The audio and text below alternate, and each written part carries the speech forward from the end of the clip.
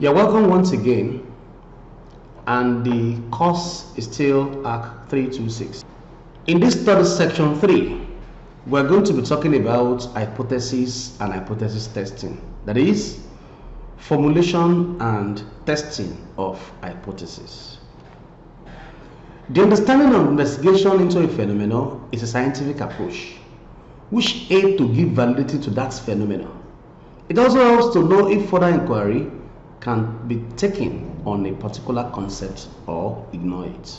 At the end of the study section, it is expected that learners should be able to describe and define specifically what hypothesis is all about.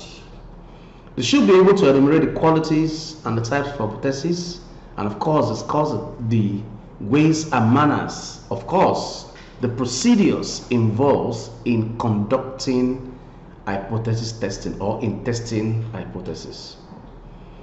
When we say hypothesis, what do we mean? Hypothesis is a tentative but testable or verifiable statement about the relationship between two or more variables.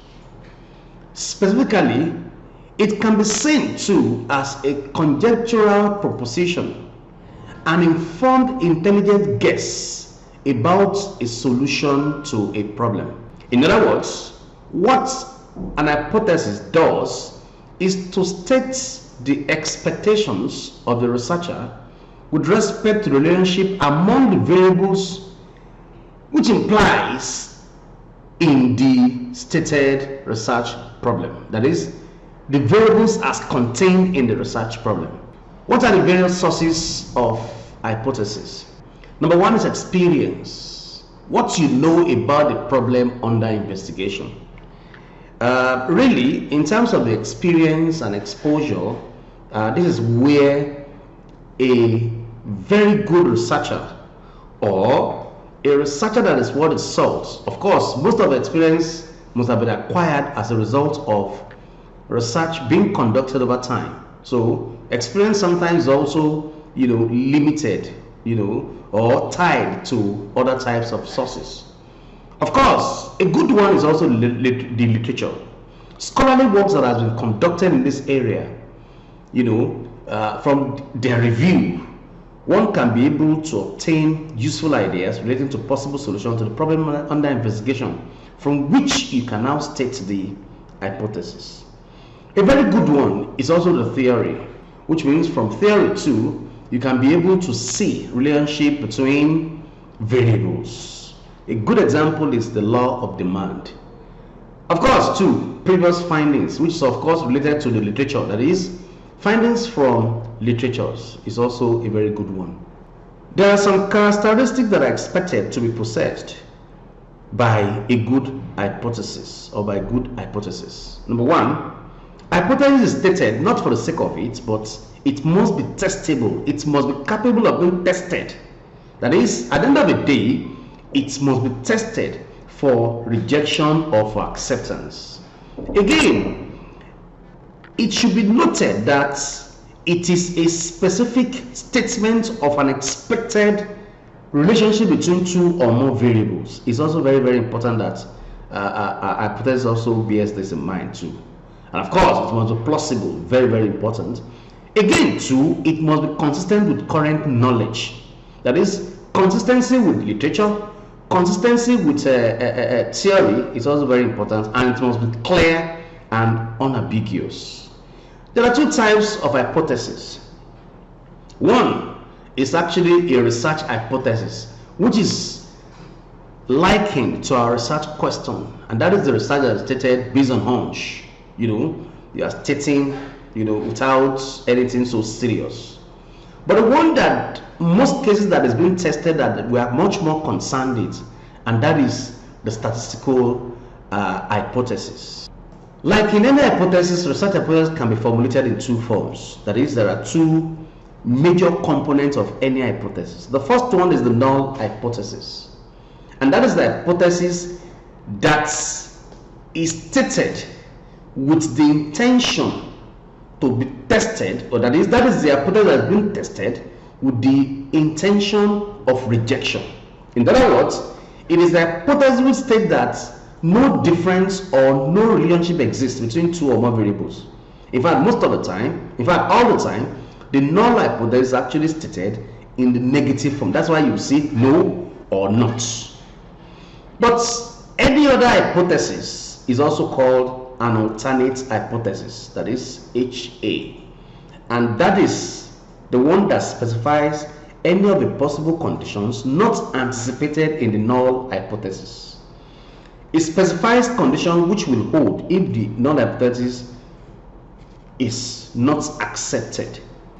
Basically, talking in terms of the significance of research hypothesis, there are a lot of them. Number one, it offers a useful guide to the researcher in planning the course of his inquiry. In other words, it's like a ruler. It gives direction to the whole work. Again, it provides appropriate check to the researcher, thereby preventing him from directing or diversifying from the main line of the study.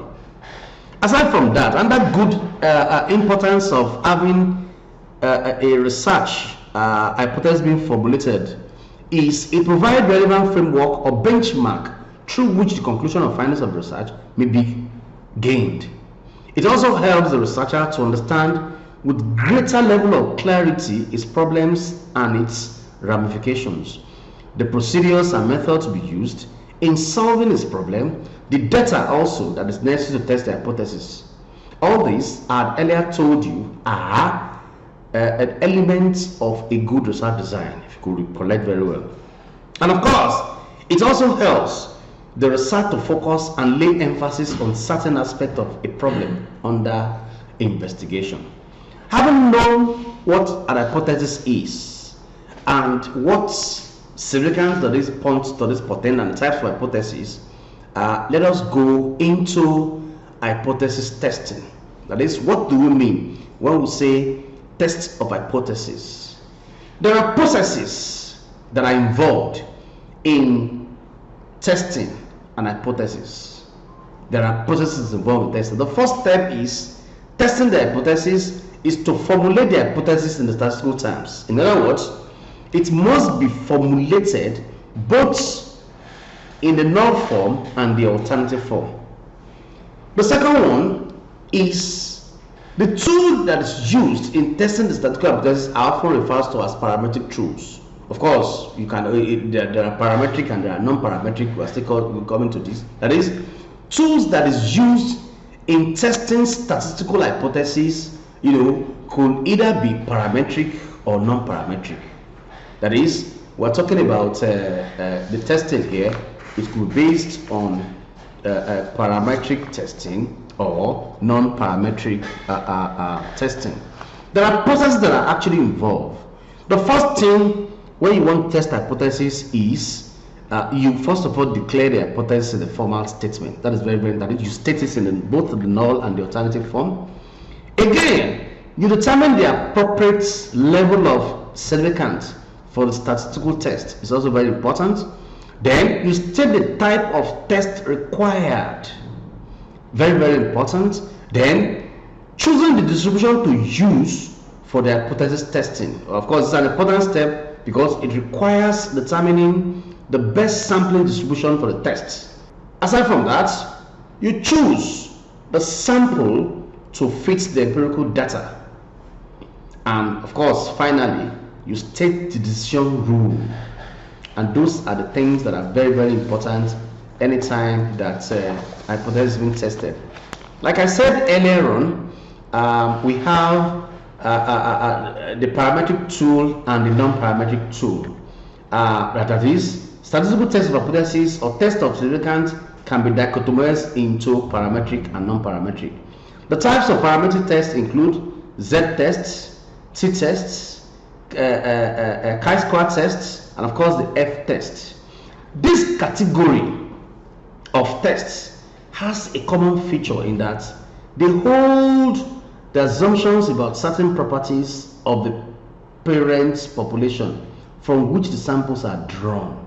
Like, for instance, that the population from which the samples are drawn has a normal distribution. But which means these assumptions must hold before this test can be used. Is very, very important.